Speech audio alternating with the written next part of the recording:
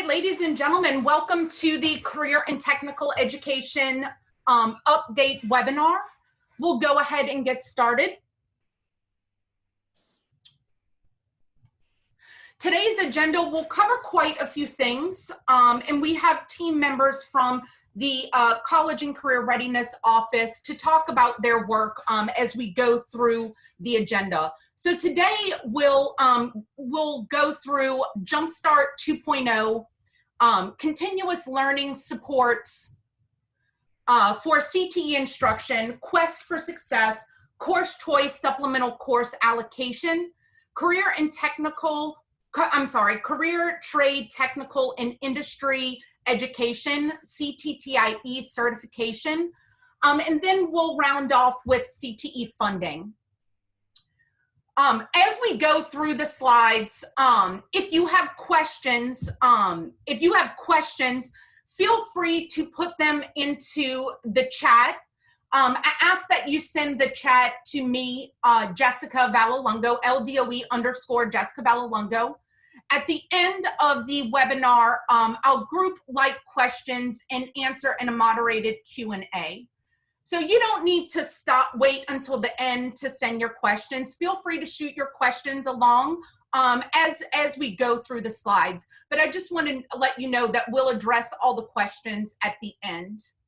Additionally, this webinar will be posted to the All Things Jumpstart website, the All Things Jumpstart portal in our meetings bubble. So that will be posted after the webinar. So you'll notice that there are going to be a lot of links in these, so you'll be able to access those, the webinar, and access those links after we complete.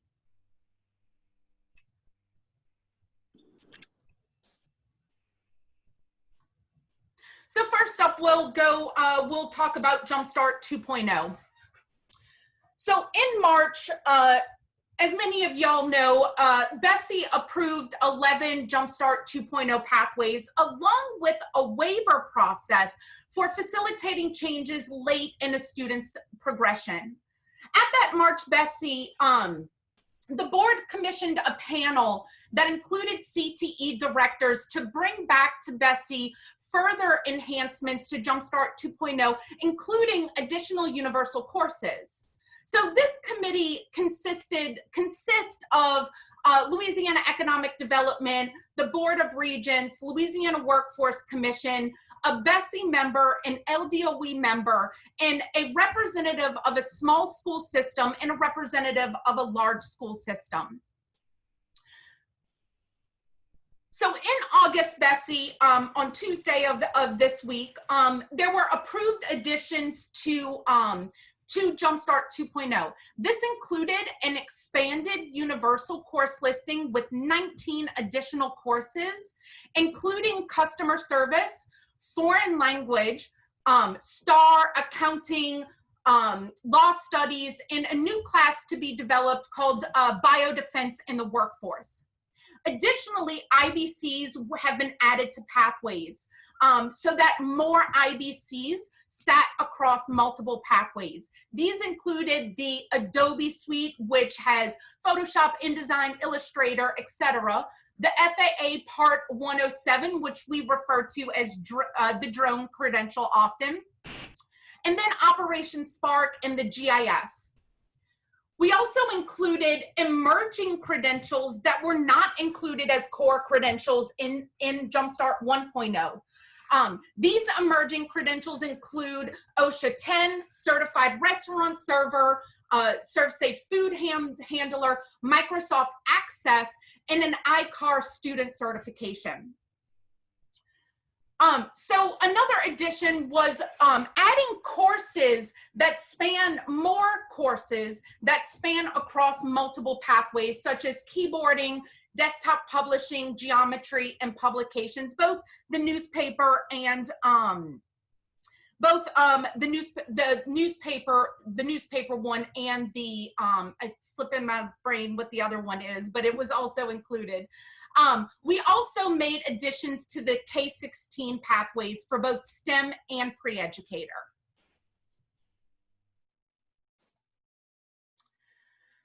So Jumpstart 2.0 implementation. Oh, I'm sorry, I'm going to backtrack. Thank you, Carly Cooper. It's newspaper and yearbook publications course. Thank you for that assist, Carly.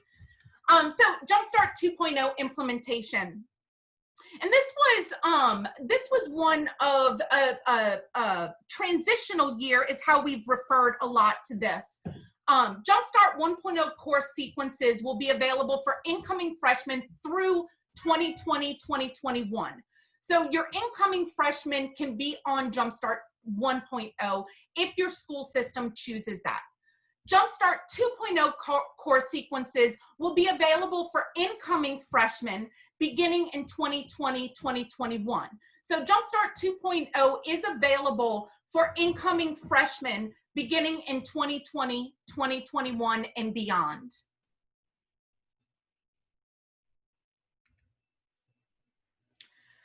So now we'll jump into continuous learning supports for career and technical education. So in order to provide continuous education for both non-core and CTE classes during multiple different modalities of learning, hybrid, virtual, face-to-face, modifications to routines and procedures are necessary. We've developed a set of guidance documents to help support school system. And these 3 links are those 3 core primary documents. So the implementing continuous non-core is how school systems, examples of how school systems can implement hybrid learning. We have added several new documents to this, including lesson plans that were provided by Ascension Parish. So I recommend that you go to these documents because as school systems provide us with documents that they have created that they want to share across the state, we include these documents into this guidance. So you can see examples of how other school systems are developing hybrid lesson plans for CompTIA IT fundamentals, for example. We have our non-core and CTE curriculum guidance. This is how to plan as a school system or a school for implementing hybrid, virtual, or synchronous, asynchronous learning. And then we have our career and technical education curriculum guidance. This is guidance that helps school systems navigate through IBCs and what virtual supports exist for IBCs. We also include on this document what are the technical specifications for running software.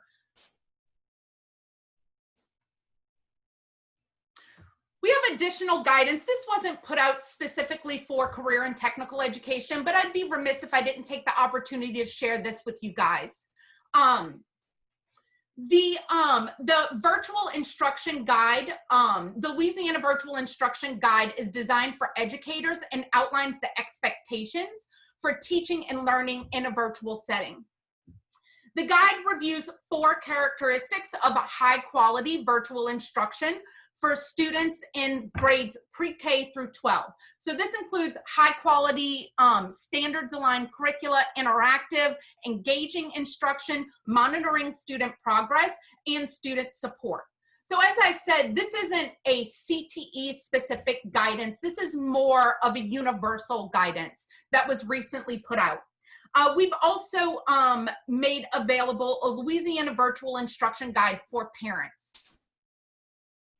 So on the next couple of slides, I'm going to ask Kathy St. Romain to unmute herself and go through some of the updates coming that she has recently released. Okay, thank you, Jessica, and I hope everyone is doing well. One item that we have worked quite hard on is redesigning the fact sheets to make it shorter and much more specific to your needs, and we have gotten some very positive feedback from it. There is a link on this PowerPoint to the fact sheets, but most of you know where it does reside. Currently, there are 15 new updated fact sheets. Every week, there will be more added. We have to have communication with the certifying agency before we do upload them.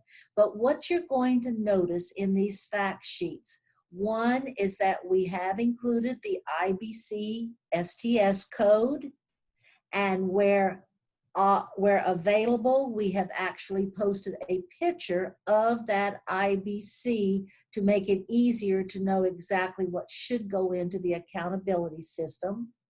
We have put certification resources that prepare for the exam and what the system requirements are for your computer to be able to test that, to have that exam be tested on the actual computer. If there's special software that needs to be, we have listed that also.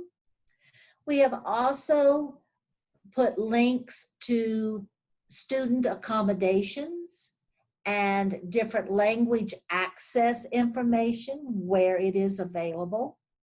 We have also linked to information on cost where available. You are going to notice that it is very linked driven so that it will be much easier to be able to update them. So we've had very positive results, and I hope you do keep checking every week.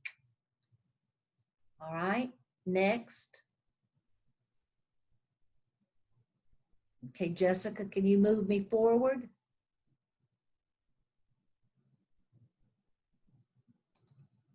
I did move forward, Kathy. Are you not seeing the certification? I am not seeing it. Now, thank you. It just now clicked. My computer must be slow today, so thank you. Another item that we have been working on is we know that different certifying agencies do have some temporary or even long-term remote testing options for these IBC exams. And the department has developed guidance related to the availability of these remote testing options. And all of this is going to be found on that same page that I just talked about where all of the fact sheets are. There are a couple of items that I want you to be aware of. And one is, please make sure when you are doing any any remote testing that you follow the guidelines for the PII, the personally identifiable information. We have to be very cautious of that, and you will find, it is currently being uploaded now, you will find that that guidance is directly linked to you as a resource. Then also, if you know, and many of you know, you're working with the certifying agencies also. If any of you know of any IBCs that have remote proctoring and tests that is not listed when you do see this document, please reach out to jumpstart@la.gov to let us know about it, because then we can go in, check it out, and we can add it to our organic document. And I believe that Jessica is now going to take back over with the next slide. Excellent, Kathy. Thank you very much. In the previous, this document with remote testing, we hope that this is useful to you guys as you plan for your semester. And as Kathy said, if there is an item missing that you are aware of, please make us aware of it so that we can help facilitate the rest of the state being made aware of it. So what I want to address next as it relates to IBCs is a few IBCs that I want to give specific updates because it affects many school systems across the state, and I've been getting several questions for these two IBCs. So CNA resumption, the Department of Health has put out guidance around CNA resumption of training. We put this out in a newsletter, but I want to make sure that I address it here also. Prior to beginning, you'll need to send written verification to the nursing home that you'll need to send written verification from the nursing home that students will be allowed to complete the clinical rotations during the COVID crisis. So make sure if you that you've gotten your verification from the nursing home and you've sent it to the email address noted here. Another item that's different than in prior years is that students are considered employees now in nursing homes as opposed to visitors. Because they're going to be considered employees, and because of the Centers for Medicare and Medicaid Services mandate that nursing homes conduct weekly COVID testing, your CNA students will need to get weekly tested for COVID. So as you plan for your semester, I just want to make sure that everyone is aware of that.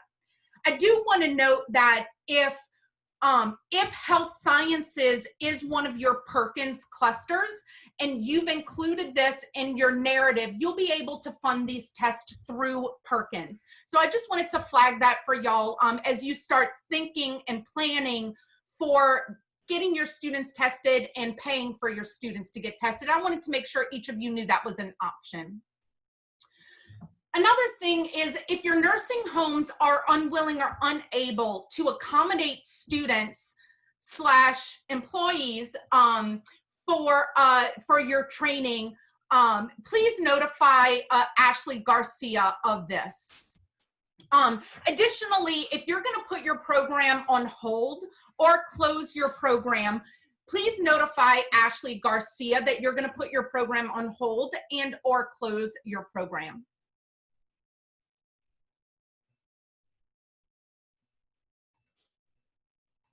The next update I want to make is around ServSafe. So the National Restaurant Association has released guidance to clarify that in an academic setting, ServSafe can be taught virtually.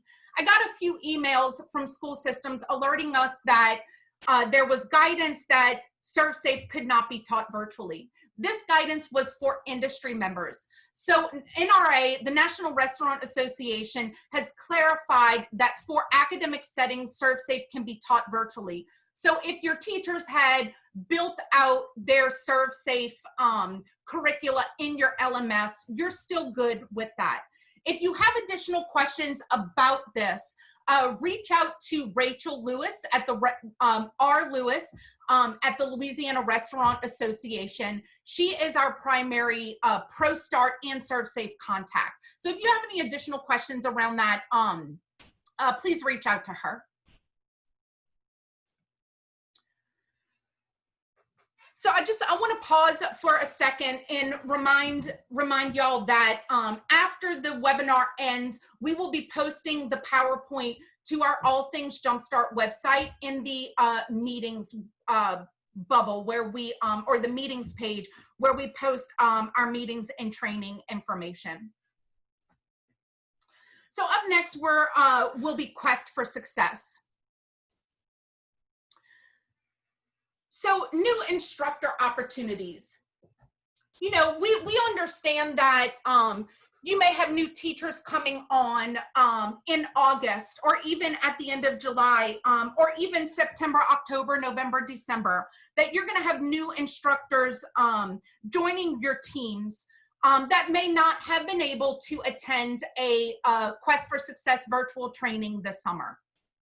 So for your instructors that are beginning the school year who have not attended a training, we want to make sure that they have everything in place in order to be successful. We ask first that you register them for a training as early as possible. But we also want to let you know that we have multiple resources available to assist these teachers in getting started prior to the training. So this includes recorded introduction and refresher sessions for each of the units. It also includes unit overviews and preparation points videos. Our next additional training opportunity will be on August 24th through the 27th from 4 p.m. to 8 p.m. each day. The registration is open. Once this PowerPoint is posted, you'll be able to click on the registration. If you're eager to get it before the PowerPoint is posted, you can go to the Super Summer Institute digital training options, and it is the last entry. Scroll all the way down. It's going to be the last entry for it. The cost for training sessions are paid directly to the provider, so you'll go through Eventbrite in this case to pay. So in addition to that August 24th training, we will make additional Quest for Success training opportunities available throughout the school year. We will also communicate these through the newsletter entry. So make sure you're keeping a keen. If you need a Quest trainer train, make sure you're scanning or reading those newsletter entries for those Quest for Success announcements.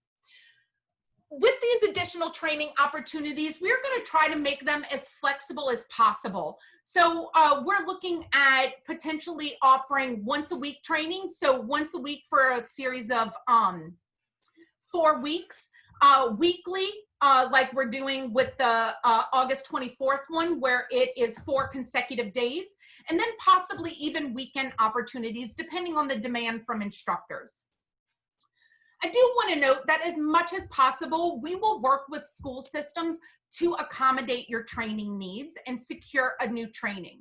So if your school system, or if you have a cohort of school systems with 12 or more instructors that require training, you should reach out to us and we will work with you to the best of our ability to secure a training that meets your needs in regards to time and hours.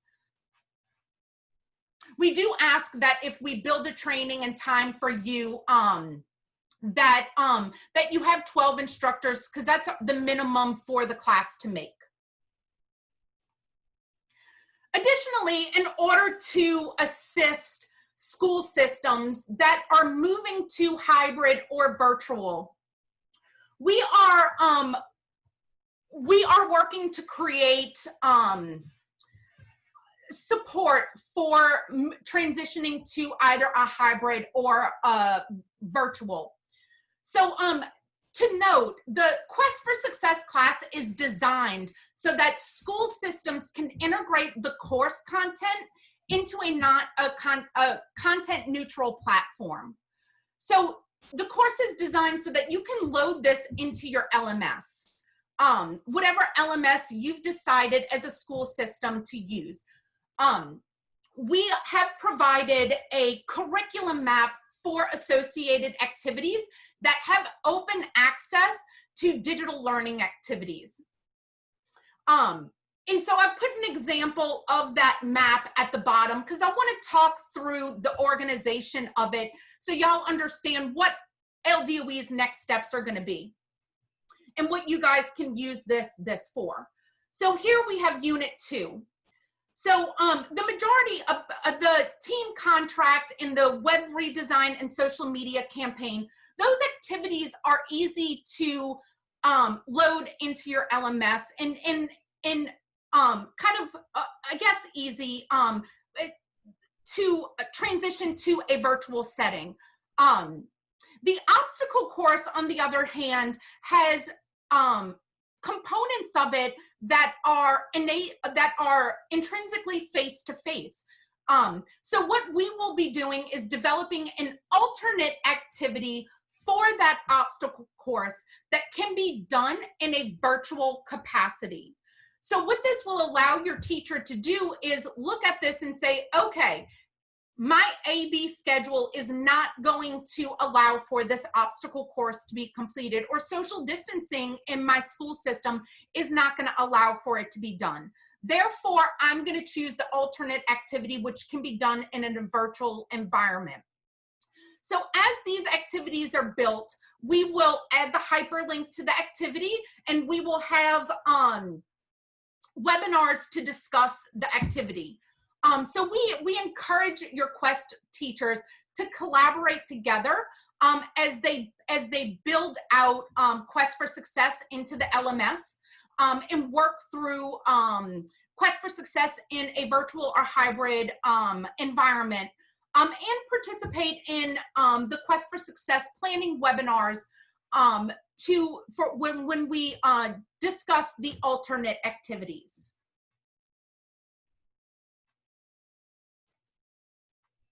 Up next, Tiffany Thomas will unmute herself, come in, and go through the course choice supplemental course allocation slides.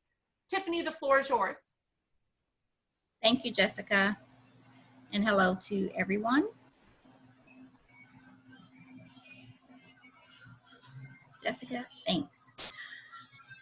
The portal is now open for 2020-2021 enrollments, and the link is there for you, or you can also go to SCA.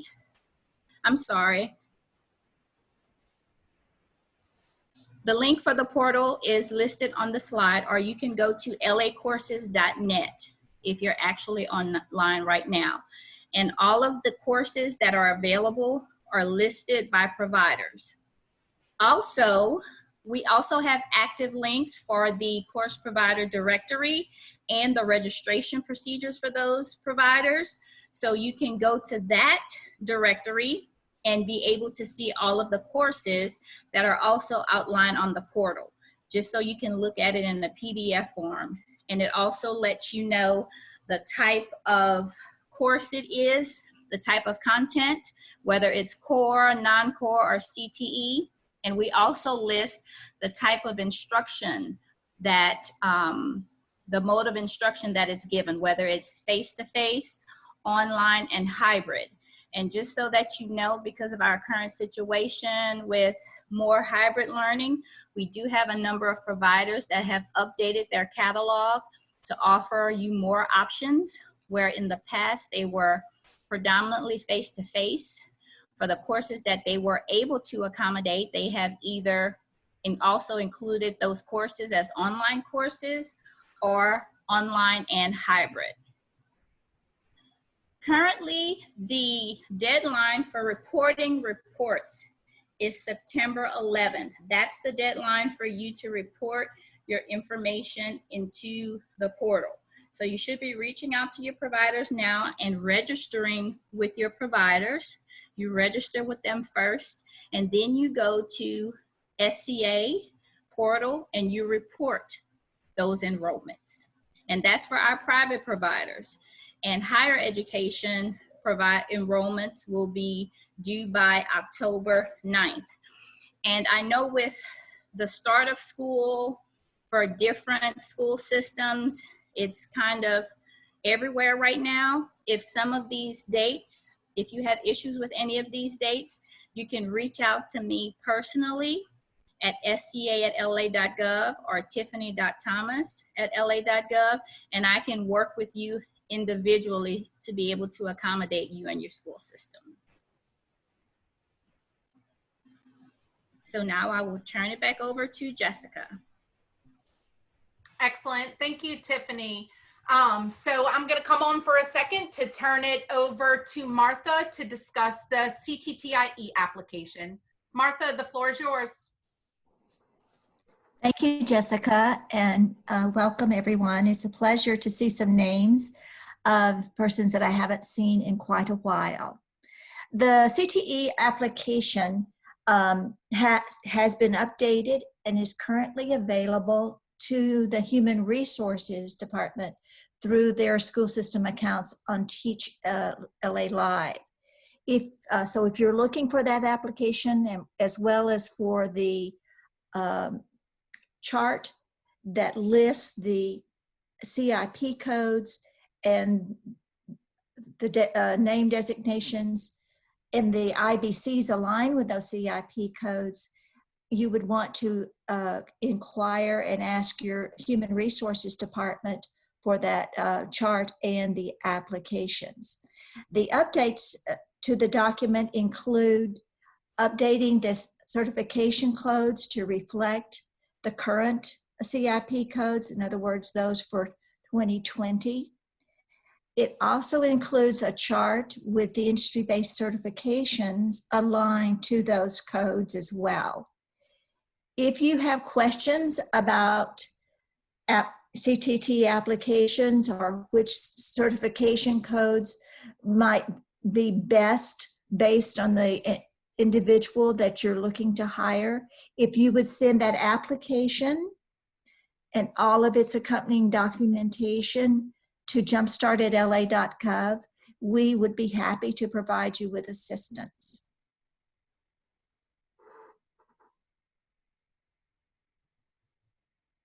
Jessica, I'm going to give it back to you. All right, excellent. Thank you, Martha. You're welcome. All right, up next, we will go through career and technical education funding, and I'm going to open the floor back up to Martha. Thank you.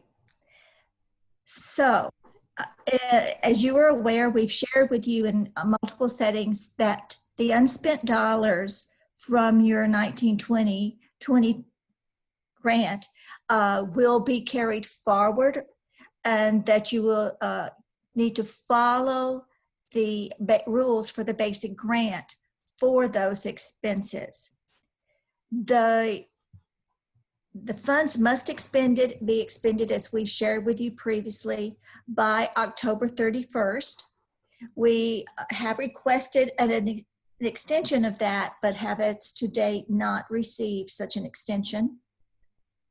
Secondly, for these grants to be expended or for you to budget them, they will need to be a part of the 2020-21 Super App. Those funds were just recently uploaded into the system and show as prior year funds, and they are now available for you to select the domain in which you are going to expend those funds. And once you select that domain, you may then budget them and submit it for approval. If you do not do that, then in other words, if you don't follow up by making sure that you put those funds in a domain and rebudget them, then your current year funds will be the first ones that are expended. And it is possible that these unexpended funds will then not be expended by you by October 31st.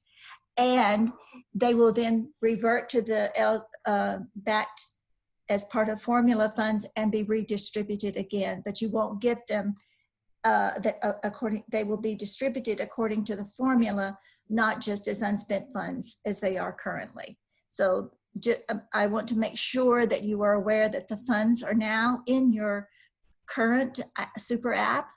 You need to go into your Super App and you need to distribute them or designate which domain you're going to use them in, and then you need to budget them under budgets. This also does require an amendment submission. So if you have an amendment that's been recently approved, then a new amendment will need to be created to expend these funds. One other thing, just a reminder, there are approximately 8 school systems who did not complete the expenditures of their 1920 funds. In other words, they did not get approval of their PER. They need to make sure that they work with their finance office to complete that process. Until they have completed that process, their funds will not be part of their current 2021 Super Ad application, and those funds will not be available for them to budget. So just if you think that might be you, I just send an email to me or to jumpstart@la.gov, and we'll be happy to give you to affirm for you that yes, you do need to make that additional step. There's just a small number of grantees that need to do that. So remember that for these unexpended funds, you need to follow the allowable expenses rules for the 2021 grant, which are they must be expended in your regional cluster, your 3 regional clusters, or if you've asked for and received permission for the 4th one, then you may use them there. We encourage you to be sure that you are spending them in ways that support the acquisition of basic and advanced credentials, and that you identify them in your narrative. Sometimes there is not any indication in your narrative how you intend to expend the Perkins funds. And if that is true, that can result in your amendment being not approved. So we want to make sure about those 3 things. Those are the 3 most important things for you to do. Just remember that got to delineate your funds, budget them, and submit an amendment. Those are the 3 next steps that you need to do with the unexpended funds that are now in your 2021 application. Excellent. Thank you, Martha. So 2 things to note. If you have questions specific to EGMS and the functions within EGMS, you're going to want to reach out to LDOE Grants Help Desk for questions. If you have questions related to the narratives and budget of Perkins, you're going to want to reach out to martha.moore@la.gov. Martha is the Perkins reader for all school systems across the state that receive Perkins funds. So regardless of what region you're in or what school system you're in, she will be your point person for questions related to narratives and questions related to what are the steps that I need to do to make sure that I spend my prior year funds, my unexpended 2019-2020 funds.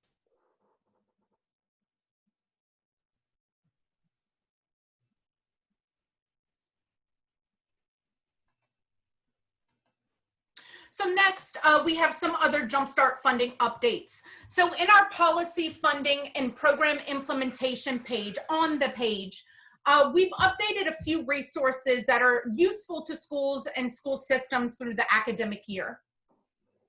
We've updated the 2020-2021 Jumpstart funding guidance. This is the document that goes through the multiple different funding sources that are available to career and technical education programs. We've also released our 2020-2021 guidelines for the use of CDF allocation.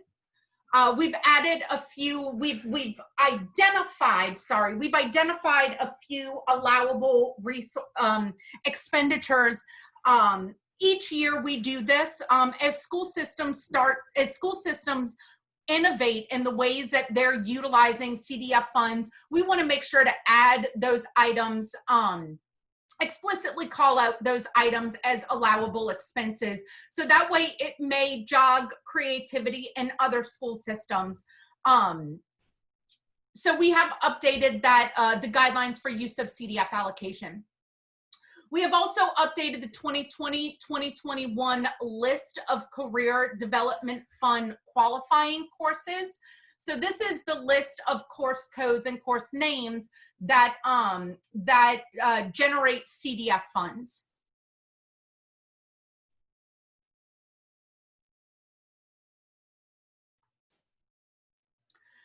So with that, I'm going to pause for a moment. I'm going to read through questions, grab some group-like questions, and then jump back on in a moment to answer some of those questions. If you have questions, please feel free to go ahead and put them into the chat.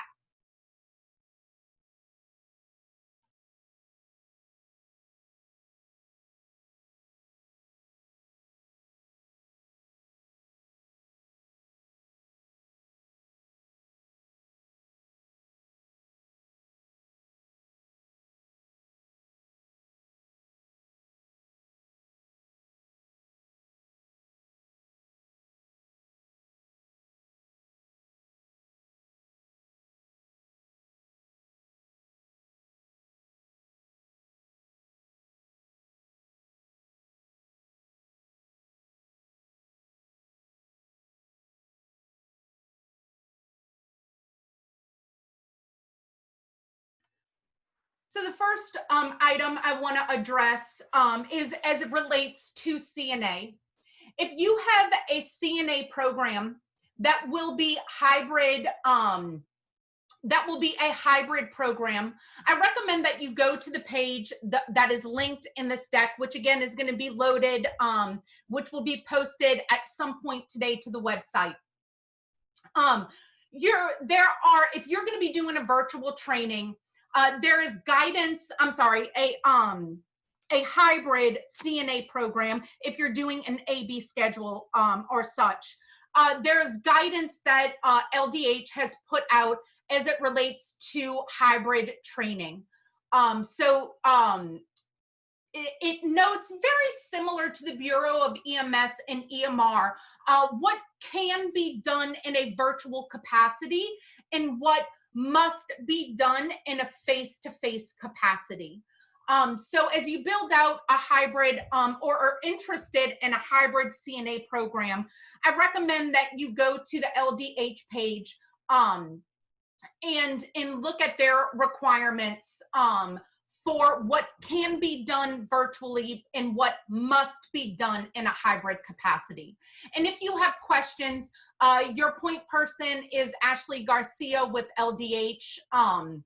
Her email is on the slide, which again, the deck will be posted later today.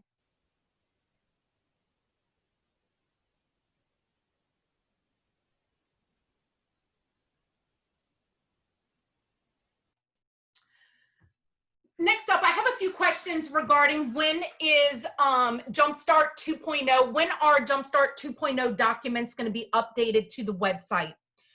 So we are currently working with our public affairs, our public affairs office to get the documents updated and branded. I cannot give you a specific date in which they will be updated, but we are currently working on getting them updated and branded, and we will announce in a newsletter when they all have been updated. So unfortunately, I cannot give you a specific timeline, but I can tell you that we are currently working to get them updated, and we will message the update via the newsletter. So keep a lookout in the newsletter for the Jumpstart 2.0 document updates.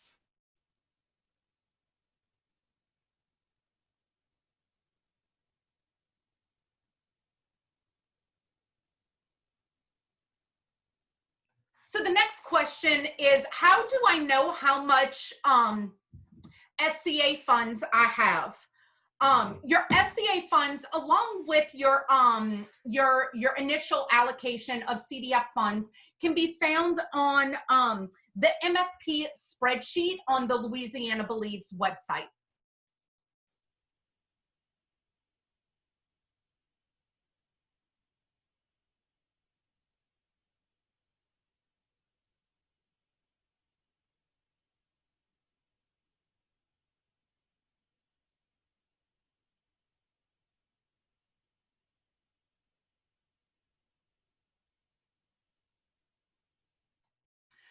So I had an excellent question about Perkins. How do I let Martha, as my reader, know that a new narrative item is for 2019-2020? So what you can do is after the item description, you may use 2019-2020 as part of the description. So if you're adding new items, then it will, you can let Martha know by just, open parentheses 2019-2020 in the description. As it relates to what funds will be spent first, your oldest funds will be spent first as long as you've done what Martha had articulated in the slide regarding budgeting it. The oldest funds will be used first.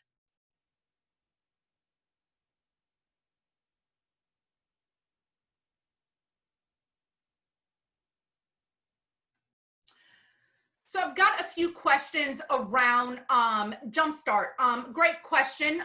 Can a mixture of Jumpstart 1.0 and 2.0 for students entering the 9th grade. You can mix, it can be based on what that student needs. So you can, in your school system, have some 9th graders on Jumpstart 1.0 and some 9th graders on Jumpstart 2.0.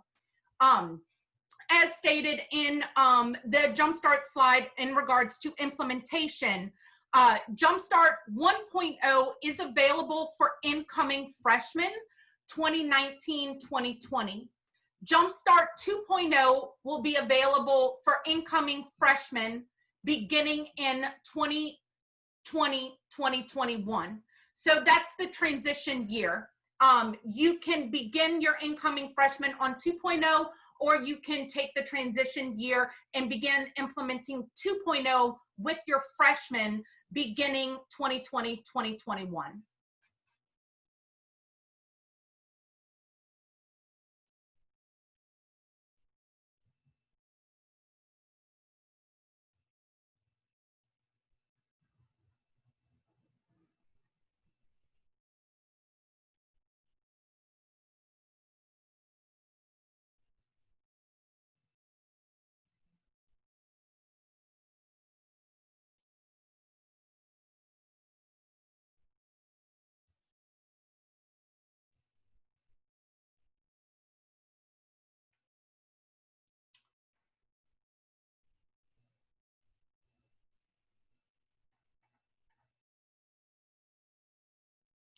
For the next question, I am actually going to ask Tiffany to unmute herself to answer.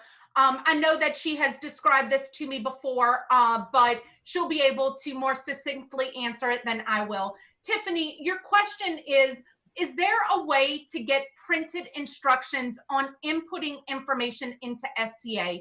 And with your answer, can you also kind of clarify where the instructions are located for inputting information into SCA? Sure. There is a school counselor user guide within the SCA portal that gives you step-by-step directions for reporting students. The thing is, you need an active account in order to log into the SCA portal.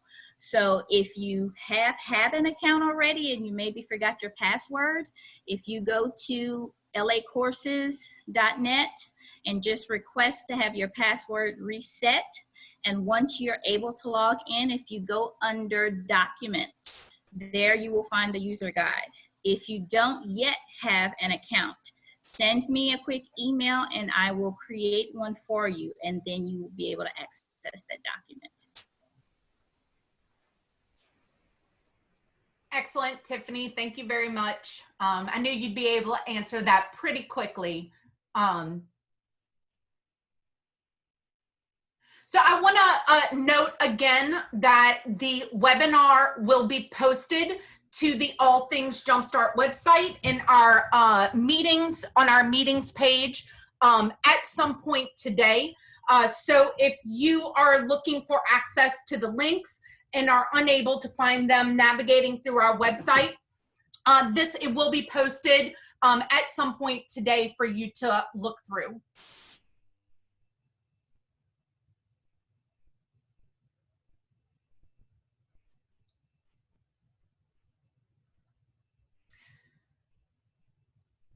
I have a few questions coming through related to Perkins that are very school system specific questions. So those of you that are asking very school system specific questions about Perkins, I ask that you reach out to Martha Moore at la.gov. She is your point person that's going to be able to open up EGMS and talk you through your specific application and answer your school system specific needs.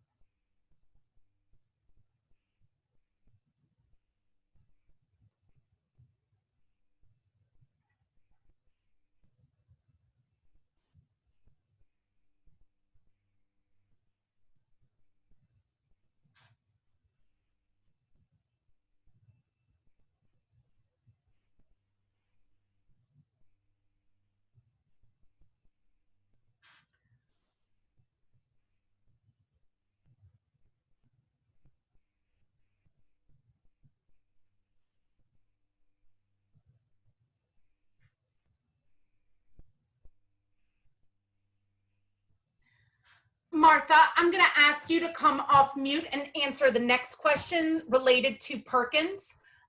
If you're unable to answer, then we'll make sure that we identify that this is a question for the Grants Management Help Desk. So it relates to the unexpended Perkins funds. Do we go to the 2019-2020 tab in EGMS, or do we go to the 2020-2021 tab in EGMS? If you're to find your unexpended funds as part of the super app, you're going to be in the 2021 super app application. Excellent. Thank you, Martha. All right. It seems like we've addressed the questions. I'm not seeing any more questions rolling in.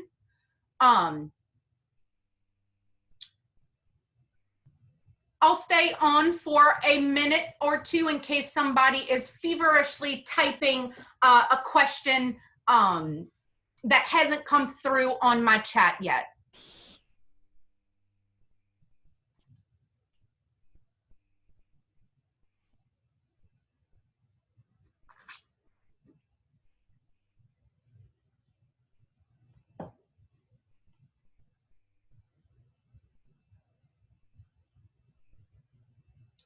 Excellent, and a question came through. For Jumpstart 2.0, do graduation requirements still include a career readiness course and 8 pathway-specific courses and or universal? The answer to that question is yes. Jumpstart 2.0 requires a career readiness course and 8 pathway-specific courses, so a total of 9 courses in their pathway, for their pathway courses.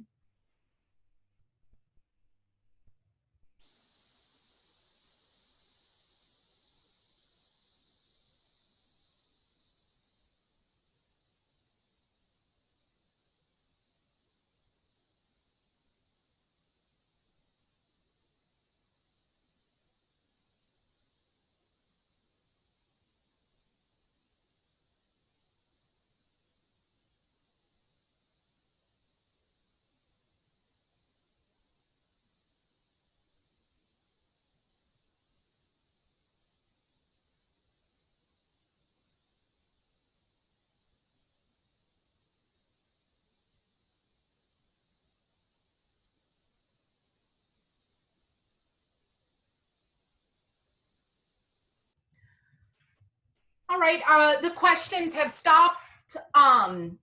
We will go ahead and end this webinar. As I stated a few times, the webinar deck will be posted to the All Things Jumpstart website at some point today. So you can go back and check this afternoon for the posting. So that way, if you want to access the links, it'll be in there. And with that, each of you have a lovely day, and thank you for attending the CTE Update webinar.